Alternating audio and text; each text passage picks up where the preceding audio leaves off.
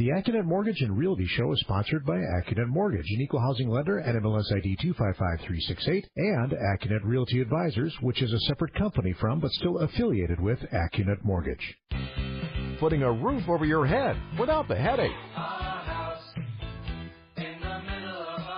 Get answers to all of your home buying questions.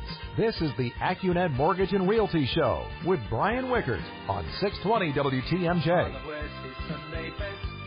And our Sunday best to you. Good morning and welcome to the Accunet Mortgage and Realty Show. I'm Steve Kettlear, along with Accunet Mortgage and Accunet Realty Advisors owner and president Brian Wickert and licensed millennial loan consultant David Wickert. As always, if you have a question, you can give us a call at 414-799-1620 or throughout the Midwest on the Accunet Mortgage toll-free talk line. That number is 1-800-877-1620. A lot of interesting things to jump in on today, but this borrower that co-signed for the car loan back in June and didn't think it was a need to tell you guys that they had co-signed? Yeah. That's So, kind of this rare. is the long arm of the mortgage business coming back here. And so what happened was we closed a loan for somebody, a refinance, at a really good rate, 3.625 on a 30-year fixed rate back on July 1st. Oh, the good old days. Oh, those good old days. Yes, that's right. It was cash out refinance, too. So man. really a smoking hot rate. And so, whenever we do a closing, we do a couple things. We check, it's called a soft pull. We go to the credit bureau about a week before closing, and we say, hey, have there been any inquiries on this borrower's credit or any increases in the borrower's debt load? So we do that on every single loan. So everybody out there, we're going to catch you unless we don't. Because in between the time we check that borrower's credit and the time of closing, which was just a week, he co-signed. It turns out I just found this out this week. He had co-signed for a friend's truck loan, and it just so happened that his debt-to-income ratio was right at the maximum of like the maximum on a Fannie Mae loan. Debt-to-income ratio is 45%. He was at like 44.8, and so now what's happening is Fannie Mae did a post-closing audit, and they go, hey, this guy had a car loan that he didn't tell Accunet about. And so then Fannie Mae says to the loan servicer, who happens to be Wells Fargo, we think we want you to repurchase this loan from us because it didn't meet our criteria in the box for debt-to-income ratio at the time of closing on July 1st. And so then Wells Fargo contacts us and say, hey, we might need you to buy back this loan, which how many times has that happened in our 18-year history, David? Wait, I know this answer. Zero. Okay. That's right. So wouldn't you know, this could be the first time. And so, we start to contact the borrower and say, hey, what's going on?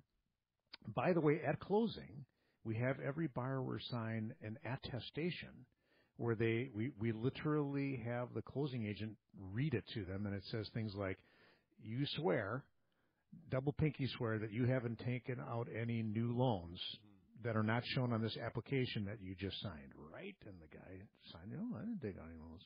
Of course, his side of the story is, well, I just co-signed. It wasn't my loan. I just co-signed for somebody else. I'm not paying on it. Come on. No, right. And so what you're a smart guy, David. Does co-signing relieve you from that payment obligation? No. That's why it's called co-signing. That's right. And of course, it's just half the payment is all you're liable for, right? When you co-sign? No. You're each 100% liable for that payment. Okay. So here's where we are in that process. Of course, the borrower is very sorry, which I'm glad he is, and because he didn't mean to not represent the truth. No, I mean, I don't know. I just thought I co-signed. Everything should be kosher on that. Well, here's what we're going to try. And, we're working with Wells Fargo. Nobody wants to buy this loan back, right? Right? And spoil this guy's 3.625, rate that he's got. So when you've co-signed for somebody's loan, and let's say he did it, 6 months earlier. Yeah. If we can prove that the other person is making the payment, we can usually excuse that payment from the borrower's debt-to-income ratio. I've done that with student loans. Okay. For a parent? For a parent who, with a kid that they co-sign student loans for, it's just like, let's prove that Junior is making the payment. Exactly. Then we don't have to count it against Okay, the so parent, for example. we are in the process now because it turns out that his friend is making the payments. And so the way we're going to prove that, and he's eager to cooperate, is we're going to get 9 months' worth of bank statements from his friend showing that that truck payment, which was substantial, was over $500 a month. So, I mean, we just didn't exceed the debt-to-income ratios by a little. We blew right by it. Yeah, blew through right. that stop sign. Yeah. Right. And so he's going to get us those hopefully this weekend, and we're going to say, hey, would you pretty please not make Wells Fargo buy it back, which would mean we'd have to buy it back. Yeah. And so when we come back from this first break, I want you guys to think about, what if we do have to buy it back? What if this fails? Because it could. Because the fact is, the guy's debt-to-income ratio was way higher than allowed. Correct. At closing. So I wouldn't be a bit surprised if Fannie Mae pushes it back to Wells Fargo. Wells Fargo pushes it back to us. What can happen to the borrower? Don't answer that question. Think about it, and we'll give you the answer when we come back. Right here on the Accunet Mortgage and Realty Show on 620 WTMJ. Getting you through the home buying process. Welcome back to the Accunet Mortgage and Realty Show with Brian Wickert on 620 WTMJ.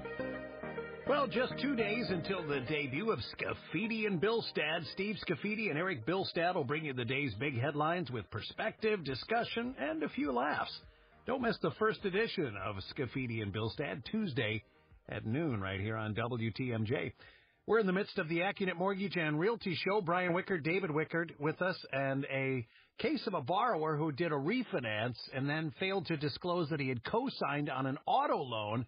Well, then the folks at Fannie and whatnot went back and did an audit and said, hey, wait a minute, there is another loan that you didn't disclose here. So it gets kicked back to, ultimately, you guys. Yes, and so what do you think our recourse? David already knows the answer, so we're going to put the ball in your court. What do you think we can do, and what could happen to the borrower because they misrepresented their debt load at the time of closing? Any guess? Well, they could, I would imagine, refinance at a higher rate, and then depending on what their debt-to-income ratio is now, they may still have to pay PMI. Okay, that's a good guess, and because that is ultimately how they would escape the following. Paragraph 8 of the standard Wisconsin mortgage on page 7 states that regarding the borrower's loan application, the borrower shall be in default if during the loan application process the borrower or any persons or entities acting at the direction of the borrower or with the borrower's knowledge or consent gave materially false, misleading, or inaccurate information or statements to the lender. Okay, so we would say, hey, Mr. Borrower, you are in default relative to this loan because you gave us materially misleading information. You didn't come clean and tell us about this new loan. And then what do you think we get to do if we declare that a borrower is in default? I think my favorite word was accelerate the mortgage. Yes. This is a way of saying, you know that principal balance that you owe right now? Whatever. Pay it up right now. And then we give them no less than 30 days. So, the cure would be you're in default, pay back everything right now. And so the best way for him to pay back the loan is what you said, Steve, would be to refinance. Now, of course, his debt-to-income ratio is still out of whack, but he's already volunteered, hey, could we fix this by having my friend refinance the car loan just in their name? Because the only reason that he co-signed was his credit score was better. And so that allowed this person to get a lower rate, but now, knowing the issue, they'd be perfectly happy to refinance that car loan and get them off the loan. So we'll let you know how that turns out. Yeah, how long would it take to refi a car loan and then get into your 30-day window? I think car loan refinances can get done in 5 minutes. 5 minutes a week. Okay. Not that big a deal. But wait. This goes to the larger point of when you are refinancing or buying a house. Yep. Do nothing. Right. If you are, if you're in that process, do nothing. And I'll watch TV. Exactly. Do not go shopping for cars. My do not shop for furniture. Yeah. My confession: when I bought my house, I went out and bought a new couch, and then you hopped on me. Oh yeah. So I was like, what are you doing? Was that before you? Yeah, that was before you came back to work. Yeah. And so even the son of the mortgage guy, just when you're buying or refinancing a house, do nothing. Right. You gotta leave it. Just gotta leave it be. Well, because normally we were going to find out. This just happened to fall in between that time when we rechecked the credit. I mean, because how bad would that be if this guy had been buying a house and then, suddenly we go, hey, sorry. Mr. Smith, you have a credit inquiry here from GMAC Credit. What's with that? What's that? That's my new Jeep. That's my new Jeep. Well, now you don't. Now you can't buy qualify. this house. And then probably at that late date in a purchase transaction, he would have already given his commitment letter to the seller. Correct. So this could be a huge problem. So great advice, David. Two things. Always tell the truth. We gave this person the chance to tell the truth. Or don't withhold the truth. He kind of conveniently decided in his own head. He should have asked, well, hey, is co-signing the same as like taking out the loan myself? And he said, yeah. So tell the truth, be forthcoming, and then I like your advice. If you're in the midst of doing any mortgage financing, do nothing else relative to your financing. Okay. When we come back, we've got a story about this daughter and son-in-law of some friends of mine buying a home up in the Twin Cities. They're both attorneys. They have just over $300,000 of student loan debt.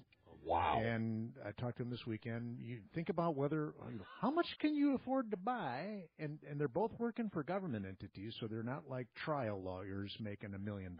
So we'll tell you exactly how much we could get them approved for under those circumstances when we come back.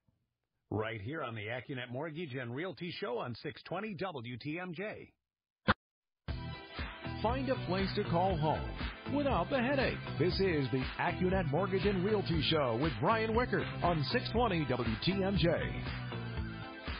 Well, Milwaukee's newest radio duo takes over the airwaves on Tuesday. Scafidi and Bilstead debuts Tuesday at noon. What will they talk about? Former Oak Creek mayor and new WTMJ radio personality Steve Scafidi discusses his background and looks ahead to the new show. It's part of this week's WTMJ Conversation Show, which is coming up here at 11:07 this morning. Brian Wickert and David Wickert are with us right now. So we've got a situation where you've got a couple that's going to purchase in Minneapolis. They've got student loan debt as lawyers of $300,000. And you were able to find a way to make things work for them. Yeah. Dave? That's a house that you get to pay for, but you don't get to live in. Well, wait. $300,000? There's more. There's more to the story. So their actual payments, you want to guess, because they're on the income-based repayment plan. We've done segments on the show about student loans. So, and I'll just blurt out, their income is between $125,000 and $135,000 a month. So what do you think they have? A year. Yeah, a month. That'd be great. A year. Right. So what do you think? And they both work for various government entities up there entities in the land of 10,000 lakes. What do you think they have to pay? What do you think the minimum, income-based repayment is? $50. No. Okay, so for you the said whole their thing? income's $200 a month. All right, Steve, you got a wild guess here? 500. $983. So because their income is pretty decent, right? So that's how that calculation comes out. And it's complicated. It has to do with the area median income, blah, blah, blah. But, so they're paying like $12,000 a year. Okay, but that's not even enough to cover the interest on the student loan. So guess what's happening to their balance every month? Going up. It's going up. You can't do that in mortgages anymore. That's Nope. illegal. Well, or at least unsafe. Okay. So mortgage lenders have, got some brains, and we're like, well, we can't qualify you using those low payments. We have to use at least 1% of the principal balance. You're going to have to start paying back on those sometime. Well, maybe. Oh. Uh-huh.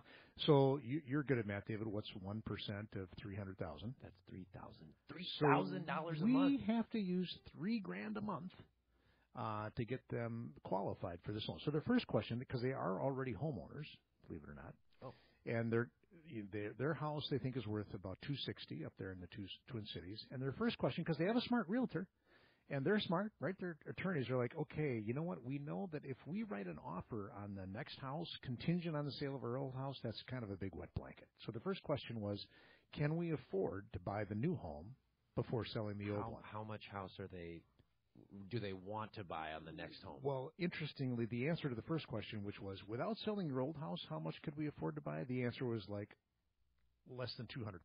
So you'd be going backwards. Got it. Okay, so there's just no way. They have to sell and get rid of that old house payment before we can move forward. So the happy ending to this, because, and I feel okay about this. Remember, we just talked about in the earlier segment about the guy that didn't tell the truth about the car loan. The maximum debt-to-income ratio is 45% for your typical Fannie Mae loan. Well, I said we could go to 55% if we went FHA, possibly. And the guys, they have great credit. They pay all their bills on time. No lates anywhere. Okay. But then what I did is I said, but if we go to Freddie Mac, this is where there's a little difference in why it's cool to work with a company like Accunet, where we have all the tools in the tool chest.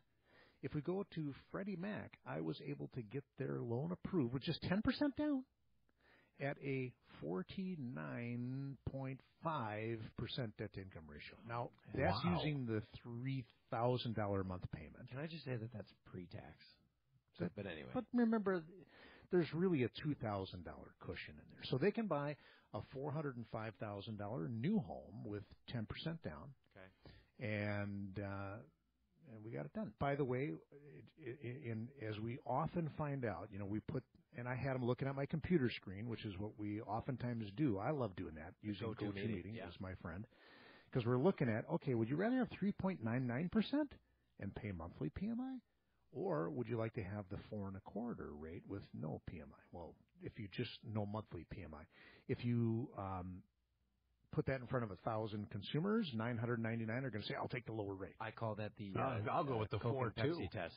Yeah. Except for the fact that the payment difference is $40 a month in favor of the 4.25%. Plus, the 4.25% is tax deductible because mortgage interest is tax deductible, and PMI is not when you make that much money.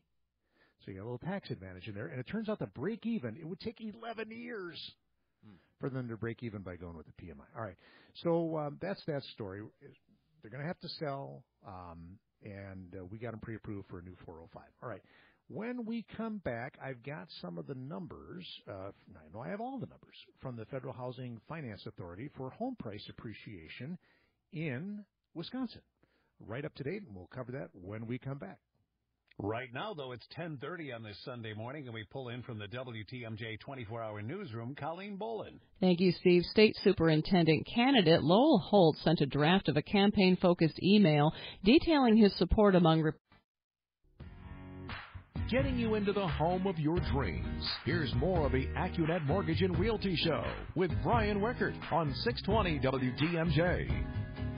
Brian Wickert and David Wickert are with us on this Sunday morning here on the Accunet Mortgage and Realty Show. So remember, in one of the last couple of shows, we said, hey, great news. The median sales price, according to the Multiple Listing Service, which I'm a member, was up, I think, 5%. It was $190 in 2015 was the median sales price in the greater Milwaukee area, and it's up to just a frog hair under 200. Okay. Well, that's really a blunt instrument because you have no idea what the mix of homes was that goes into that median. Maybe there were larger homes that were sold, 1 year versus the next. So we prefer, on the Accunet Mortgage and Realty Show, the Federal Housing Finance Agency's Home Price Index because it is a paired sales analysis, meaning it looks back because Fannie Mae and Freddie Mac have purchased so many loans over the decades. They know 2415 Shelley Court, my old address. They've probably bought a mortgage on that house, 6 times or 10 times in the last they've had 20 data years. for longer. Right. So they're looking at the same house selling twice, which means the attributes are the same, and they have all kinds of fancy statistical analysis. So bottom line is this is a lot more accurate because it takes into account bedroom, bathroom, size, blah, blah, blah. It's the same house. It's the same house, yeah. It doesn't get any better than that. Okay, so we're looking at Q4 2016. And let's start out by looking at that versus the peak values, which occurred in 2007 or 2008. In the great state of Wisconsin, we have exactly 5 metropolitan areas that are above peak value. Okay, that means the rest of them ain't there yet. But here, I'm going to give you the 5. Well, not adjusted for inflation, though, right? Correct. Okay. Correct. This is just straight up, boom, looking at the numbers. Okay. All right, here we go. And those in alphabetical order are Appleton, Duluth Superior. Hey-o. Eau Claire, that starts with an E, that's why it's next. La Crosse, which also encompasses its sister city, Onalaska, Minnesota, and finally Madison, Wisconsin. So Appleton, Duluth, Eau Claire, La Crosse, Madison. Steve, which one do you think is the most robust recovery since peak value? And again, the choices are? Appleton, Duluth, Eau Claire, La Crosse, or Madison? Most robust recovery, La Crosse. I'm going to Madison? Aha. And Steve, ding, ding, ding, ding, ding, ding, ding. The winner, La Crosse values are 13.3% higher. So that means that if you bought a house at the peak of values and you paid $200,000, it's now worth $226,600. Wow. Second place is Eau Claire with a 10 years later, but okay. Well, excellent point. Eau Claire is 9.3% higher. Duluth Superior 3.4. Appleton 2.4. So those are your top five. Just ramming through the rest of the list. Green Bay is just a hair under, 0.2% under peak values. Wausau still 1% under. Oshkosh 1.5% under peak values. Sheboygan 2% under. Fond du Lac 2.3%. Janesville Beloit only 2.7%. Although, by the way, year over year, Janesville Beloit, so just in the last year, had the second highest appreciation at 6.4%. So kind of coming back right now. Okay. Then you got Milwaukee is still 4.4% below peak value. So that means that if you bought at $200,000 at the peak, you're currently worth $191,300. Minneapolis. Now I threw in some of the other states where we do business. Minneapolis, St. Paul, surprising the heck out of me. Do you think it's higher or lower than peak Well, values? with that kind of prompt, I think it's below. That's right. But you would have guessed above, right? Really? Yeah. Still 5.8%. What? Now, remember, this doesn't include FHA loans, and this doesn't include jumbo loans. Okay, so this is just Fannie Freddie data, but that surprised me. And then Racine minus 13.5. Chicago still 15% below peak values. Woof. Its neighbor there, Kenosha, and Lake County, still 16% below peak values. And finally, Naples, where David and I just spent a little time, still 24% below peak values. If you bought a house for $200,000, it's still only worth $152,000. Yeah, so wow. Still a long way back that's because they dropped 50%. All right, when we come back, so there's the numbers. Now let's tie this into the current market, which is very light on listings. Yeah. And so I've got a first-time home buying couple. Story about them and what they did wrong. I'm hoping, that's how we learn, right? We learn from our mistakes. I'm going to tell you a story about how they missed out on a recent opportunity just last week. Right here on the Accunet Mortgage and Realty Show on WTMJ. Important home buying questions and answers you can count on. This is the Accunet Mortgage and Realty Show with Brian Wickert on 620 WTMJ. Land run the table at tonight's Academy Awards. Gene Miller breaks down the winners, the losers, and everything Oscar-related. You can join him for a full recap at 7:50 tomorrow morning during Wisconsin's Morning News. Brian Wickert and David Wickert are with us on the Accunet Mortgage and Realty Hour here on WTMJ. So we've got a situation with some first-time home buyers and some mistakes to avoid. Yeah, and this has to do with just, how tight the market is. We just talked about how home prices are appreciating nicely. By the way, the Milwaukee metro area home price appreciation year over year, according to the FHFA, 3.9%. So, home prices are going up, not bad. National average might be a little higher than that, but at any rate, things are good if you're a home seller. So great. So this first-time home buyer couple got them rock solid, pre-approved. They're putting 5% down. But they got that $2,000 guarantee, so we're trying to make them just as good as a cash offer, except it's not enough to overcome the situation. By the way, they already had one accepted offer, and it fell apart because of the home inspection. Oh. They couldn't come together. But I would say that house was more of a, quote, I'm doing air quotes, pottery barn house where it looked really nice. Oh. Okay, but then it turned out it had a bad roof and some other problems. Got it. All right, and that's what a lot of buyers, not just millennials, but a lot of buyers want that house that's beautifully all set to go. I don't want to do anything. Well, and doesn't have a bad roof, but okay, so they got out of that deal, which is expensive, by the way, because we didn't end up doing the appraisal, thank goodness, but they did have to spend, probably $500 on the inspection to get out of it. Okay, so now they're out there shopping again. They find a house that is not a Pottery Barn house. In other words, the kitchen needs to be updated. It's kind of an ugly duckling. It's not all dolled up. A lot of potential, I think, is the nice way to say that. But it's in the right neighborhood, good size. It's got, good roof, good mechanicals and all that. But since it's not a Pottery Barn house, by the way, the buyer's agent knew from talking to the listing agent they're going to get multiple offers. But because the inventory is slim. Correct, and it's in a good price range between $250 and $300. So even the ugly duckling is getting multiple offers. Okay. And so despite the veteran buyer's agent's best advice that you're going to have to write this at or above the asking price, they're like, well, it's really not perfect, so let's write an offer under the asking price. Well, they didn't get it. They didn't get it. Despite the fact that, they got the rock solid pre-approval, you're not going to win the day on a hot listing like that unless you follow your buyer agent's advice. Well, so two things. The real difference in the payment on your mortgage between writing a little bit below and a little bit above asking is $10. And I'm just $10, $20 a month. It's tens of dollars.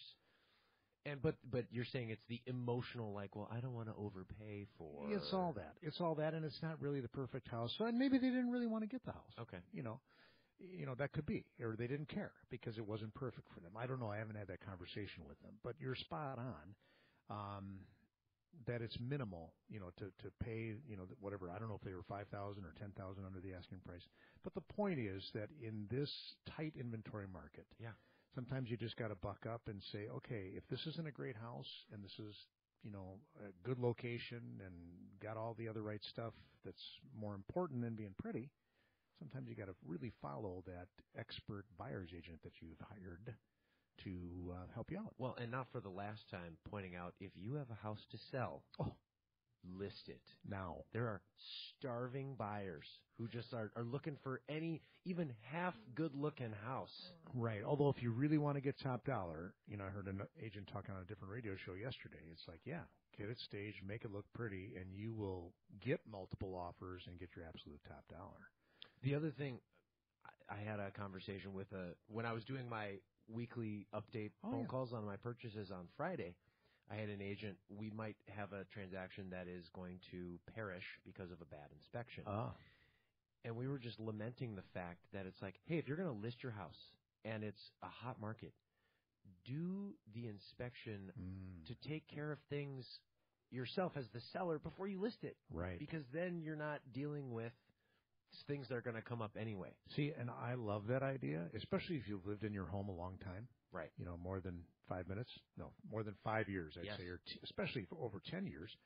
You haven't been up in that attic, Correct. You haven't been crawling around the roof. And it's going to come up anyway. Right. Although I would say this, there are some sellers that are and listing agents that are a little more, I'm going to call it on the arrogant side, that says, hey, fine, if you don't want to deal with the problems in my property, great, I'll find another buyer who will put up with the less than. I would just rather try to get top dollar. I mean, that's just me. That would be my preference too. All right, so that's that story. We are having lots of buyers get accepted offers with our rock solid pre-approvals and are successful. So just because we're talking about the ones that aren't successful, be not discouraged. Yes. And having that rock solid pre-approval is really key because it puts you on good footing. All right, when we come back, let's do a little rate roundup. Where are rates? Surprisingly, they're better than I thought they should be, and then we'll tell you what's on the horizon for this coming week when we come back. Here on the Accunet Mortgage and Realty Show on 620 WTMJ. Expert advice on buying a home. Here's more of the Accunet Mortgage and Realty Show with Brian Wickert on 620 WTMJ. Well, coming up in the news at the top of the hour, actor Bill Paxton has died. Complications from surgery. We'll learn more about that with Colleen Boland. Brian Wickert and David Wickert are with us. Time for the rate roundup and also a look at what may be happening meeting-wise to affect rates and things like that going forward. You bet. So at the close of business on Friday, Accunet could offer with 25% equity and all the other right stuff, which includes, let's not forget, escrowing for taxes, credit score of 740 and above, no second mortgage, 3.99% on a 30-year fixed, APR is 4.03. That is with 0.2 of a point, so that's about $1,500 in closing costs, but you do get the 3 handle. And then the conversation I'm having a lot is on the 15-year. Someone who's a couple years into their, maybe they bought their house 5 years ago, and they're like, honey, we should really get after this thing. On the 15-year, Accunet could offer 3.25%. The APR is 3.29. That's just with regular closing costs of $1,100. No March Madness is coming up here, so I'm looking forward to the many, many, many commercials from the nation's largest online lender. Someone's got to pay for those commercials. Yeah, so their closing costs are typically $3,000 higher than ours for the same rate on a $200,000 loan. Did you know that, David? I did know that. Mm-hmm. Yes, you did. Okay, so I just looking at the new applications that we took in this last week, and a lot of people are consolidating their home equity lines of credit, which are variable rates, because remember the Federal Reserve is talking about, they're beating the drum on, hey, we could raise rates in March.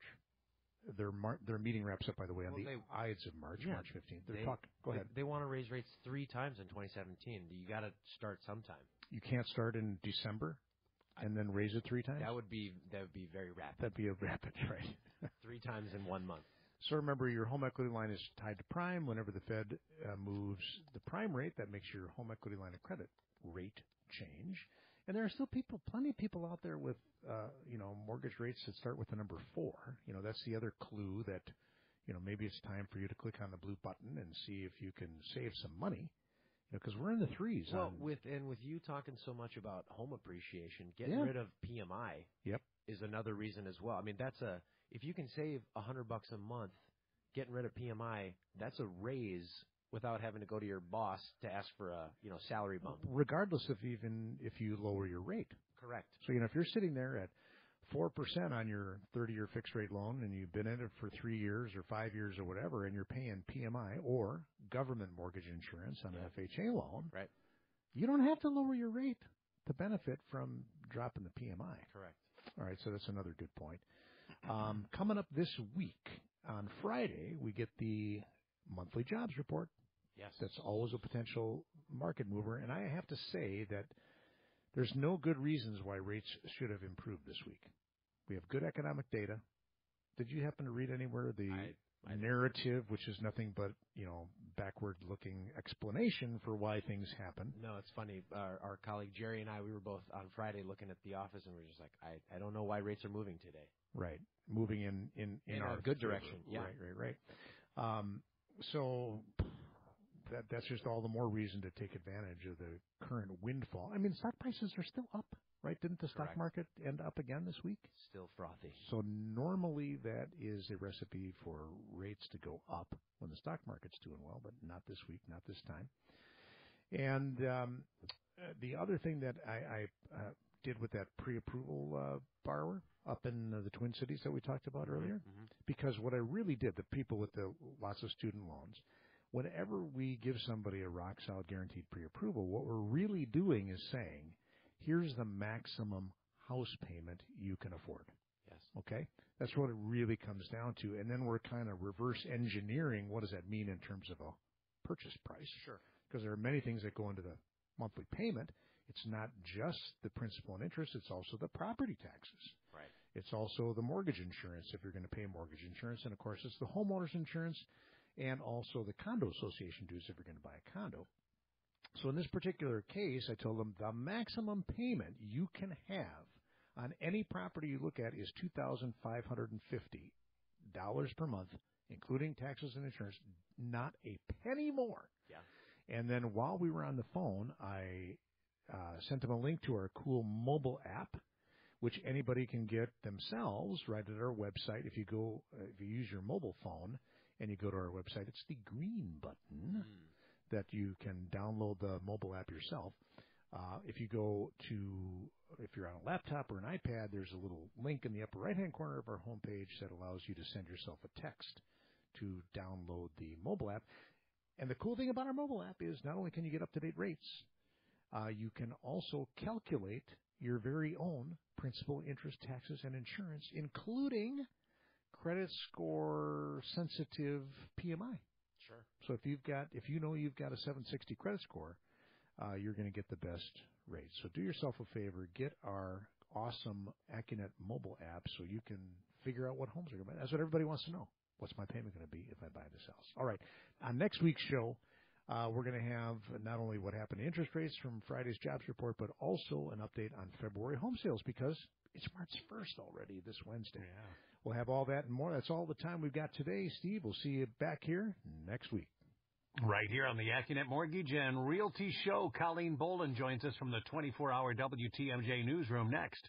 The preceding was a paid program. Advice and opinions expressed during the Accunet Mortgage and Realty Show are solely that of the hosts or guests of Accunet Mortgage and Accunet Realty Advisors and not WTMJ Radio or Scripps Media Incorporated.